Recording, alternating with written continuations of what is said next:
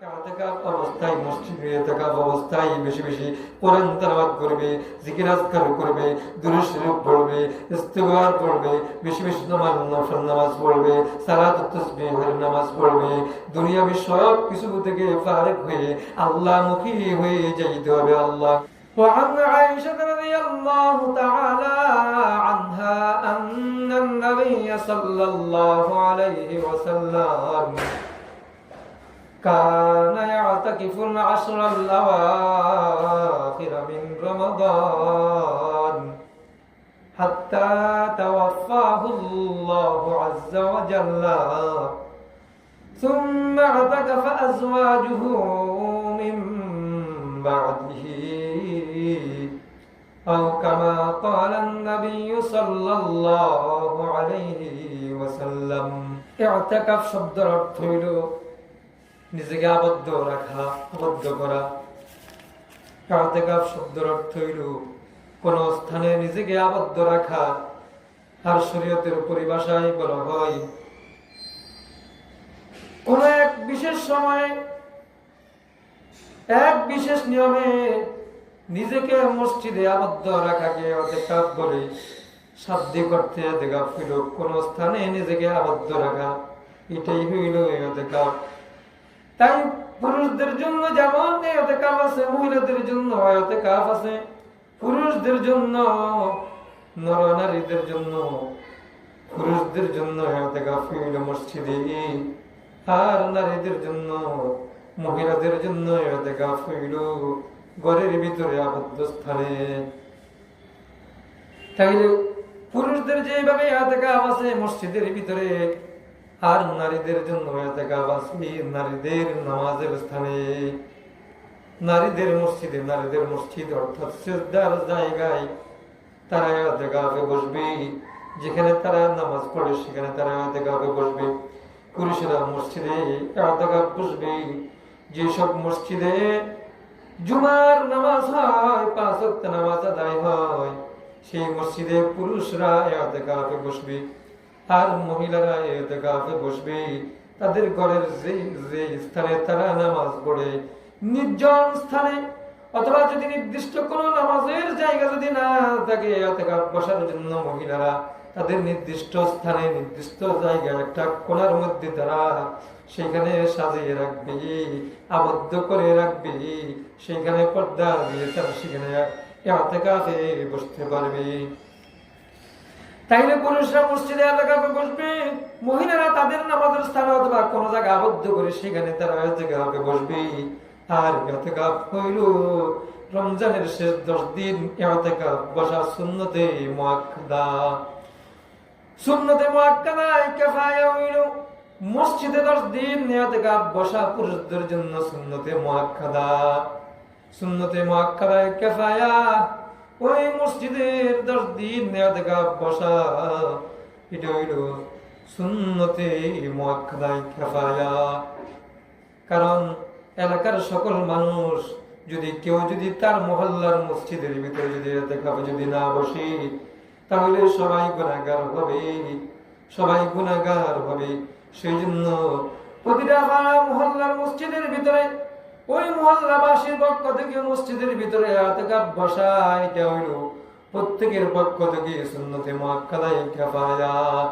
সুন্নতে মুআক্কাদা কিফায়া যখন কোনো মানুষ যখন আদায় করে তখন প্রত্যেকের পক্ষ থেকে আদায় হয়ে যাবে। আর কেউ যদি না বসে তাহলে সবাই গুনাহগার হবে। আর ইতিকাফে যারা বসবো অনেক সওয়াবের অধিকারী হবে। আল্লাহু আকবার। যারা ইতিকাফে বসবে তাদের জীবনের সকল গুনাহ আমার আল্লাহ ক্ষমা করে দিবে। আল্লাহু আকবার। ওই গুনাহগুলা ক্ষমা করে দিবেন আমার আল্লাহ। এরকম ভাবে ইতিকাফকারী ওই ফেরেশতাদের আমলের সাদৃশ্য হাসিল করতে পারে। আল্লাহু আকবার। ফেরেশতাদের ইবাদতের সাথে ওই ইতিকাফকারীর ইবাদতের সাদৃশ্য মিলে যায়। এরকম ভাবে ইতিকাফকারীর জন্য সব সময় নাকি উঠতে থাকে। যে ব্যক্তি ইতিকাফে বসবে তার আমলনামায় সব সময় নাকি উঠতে থাকবে। আল্লাহু আকবার। যে ব্যক্তি আল্লাহর ঘরে ইতিকাফ বসবে, যে ব্যক্তি ইতিকাফে বসবে তার সাথে আল্লাহর সাথে সম্পর্ক জড়াই দেয়, আল্লাহর সাথে ভালোবাসা তার সম্পর্ক বেড়ে যায়। এরকম ভাবে যে ইতিকাফে বসবে সে দুনিয়ার মহব্বত থেকেও আল্লাহর মহব্বত বৃদ্ধি পেয়ে যায়। যে ব্যক্তি ইতিকাফে বসে দুনিয়ার মহব্বত থেকে আল্লাহর মহব্বত বৃদ্ধি পাইতে থাকে। আল্লাহু আকবার। এরকম ভাবে যে ব্যক্তি ইতিকাফে বসলো সে যেন পুরো শরীরটা আল্লাহর ইবাদতের জন্য ওয়াকফ করে দিল। আল্লাহু আকবার। যে ব্যক্তি ইতিকাফে বসলো সে যেন তার পুরো শরীরটা আল্লাহর ইবাদতের জন্য ওয়াকফ করে দিল। এরকম ভাবে যে ব্যক্তি ইতিকাফে বসলো সে যেন আল্লাহর ঘরের মেহমান হিসেবে গণ্য হয়ে গেল। যে ব্যক্তি ইতিকাফে বসলো সে আল্লাহর ঘরের মেহমান হিসেবে গণ্য হয়ে যাবে। আল্লাহু আকবার। এরকম ভাবে ইতিকাফকারীর সব সময় ইতিকাফে যেই বসবে তার আমলনামায় নামাজের সওয়াব উঠতে থাকবে। আল্লাহু আকবার। এরকম ভাবে যে ব্যক্তি ইতিকাফে বসবে, যে ব্যক্তি ইতিকাফ করবে তার আমলনামায় 2টি হজের নেকি লিখে দিবেন। বলেন সুবহানাল্লাহ। 2টি হজ করার সওয়াব তার আমলনামায় আমার আল্লাহ দেখিয়ে দিবেন। আল্লাহু আকবার। যে ব্যক্তি ইতিকাফ করবে তার আমলনামায় 2টি হজ ফরজ হজের সওয়াব তার আমলনামায় আমার আল্লাহ দিয়ে দিবেন। এরকম ভাবে যে ব্যক্তি ইতিকাফে বসবে তার আমলনামায় 2টি উমরার সওয়াব তার আমলনামায় আমার আল্লাহ দিয়ে দিবেন। আল্লাহু আকবার।